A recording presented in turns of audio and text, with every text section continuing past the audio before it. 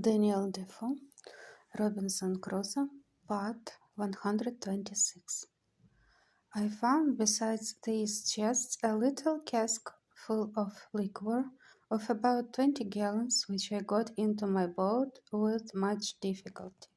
There were several muskets in the cabin and a great powder horn with about 4 pounds of powder in it. As for the muskets, I had no occasion for them, so I left them, but took the powder horn. I took a fire shovel and tongs, which I wanted extremely, as also 2 little brass kettles, a copper pot to make chocolate, and a gridiron, and with this cargo and the dog I came away, the tide beginning to make home again, and the same evening, about an hour within night, I reached the island again, weary and fatigued to the last degree.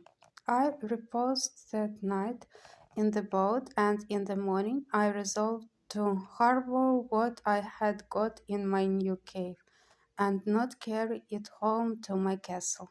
After refreshing myself, I got all my cargo on shore and began to examine the particulars. The cask of liquor I found to be a kind of rum, but not such as we had at the Brazils, and in a word, not at all good. But when I came to open the chests, I found several things of great use to me. For example, I found in one a fine case of bottles of an extraordinary kind and filled with cordial waters, fine and very good. The bottles held about 3 pence each and were tipped with silver. I found 2 pots of very good sackets or sweetmeats, so fastened also on the top that the salt water had not hurt them, and 2 more of the same, which the water had spoiled. I found some very good shirts, which were very welcome to me, and about 12 of white linen handkerchiefs and colored neckcloths. The former were also very welcome, being exceedingly refreshing to wipe my face in a hot day. Besides this, when I came to the tea in the chest, I found there 3 great bags of pieces of 8, which held about 1100 pieces in all, and in one of them, wrapped up in a paper, 6 doubloons of gold, and some small bars or wedges of gold. I suppose they might all weigh near a pound. In the other chest were some clothes, but of little value, but by circumstances it must have belonged to the gunner's mate, though there was no powder in it, except 2 pounds of fine glazed powder in 3 flasks, kept, I suppose, for charging the falling pieces on occasion.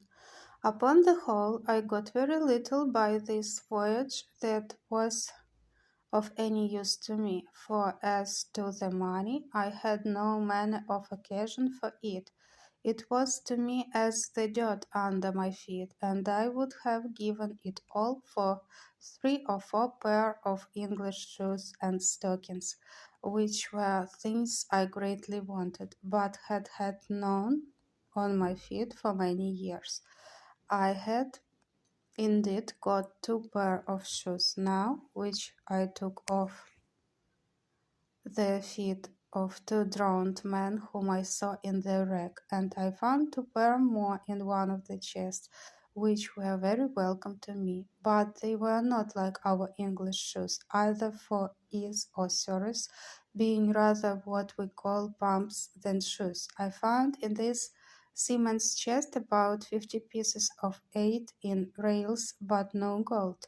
I suppose this belonged to a poorer man than the other, which seemed to belong to some officer. Well, however, I lugged this money home to my cave and laid it up as I had done that before which I had brought from our own ship.